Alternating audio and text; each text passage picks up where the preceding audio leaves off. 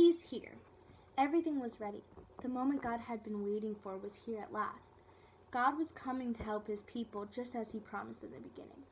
But how would he come? What would he be like? What would he do? Mountains would have bowed down, seas would have roared, trees would have clapped their hands, but the earth held its breath. As silent as snow falling, he came in, and when nobody was looking, in the darkness, he came.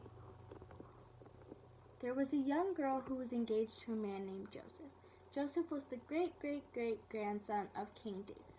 One morning, this girl was minding her own business when suddenly, a great warrior of light appeared, right there in her bedroom. He was Gabriel, and he was an angel, a special messenger from heaven.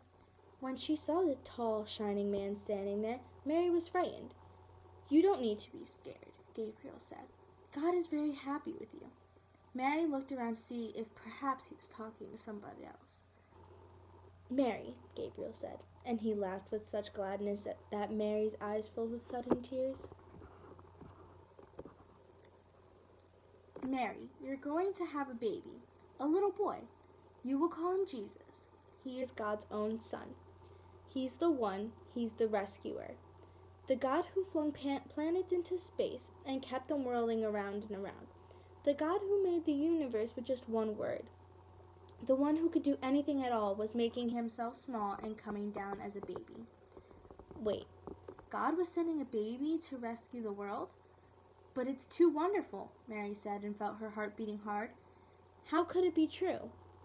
"Is anything too wonderful for God?" Gabriel asked. So Mary trusted God more than her eyes could see, and she believed, "I am God's servant," she said. "Whatever God says, I will do." Sure enough, it was just as the angel said. 9 months later, Mary was almost ready to have her baby. Now, Mary and Joseph had to take a trip to Bethlehem, the town King David was from. But when they reached the little town, they found every room was full, every bed was taken. "Go away," the innkeepers told them. "There isn't any place for you." Where would they stay? Soon Mary's baby would come. They couldn't find anywhere except an old, tumbled-down stable. So they stayed where the cows and donkeys and horses stayed. And there, in the stable, amongst the chickens and the donkeys and the cows, in the quiet of night, God gave the world his wonderful gift. The baby that would change the world was born. His baby son. Mary and Joseph wrapped him up to keep him warm. They made a soft bed of straw and used animal feedings through as a cradle.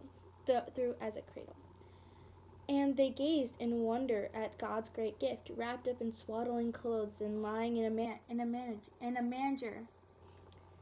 Mary and Joseph named him Jesus, Emmanuel, which means God has come to live with us, because of course he had.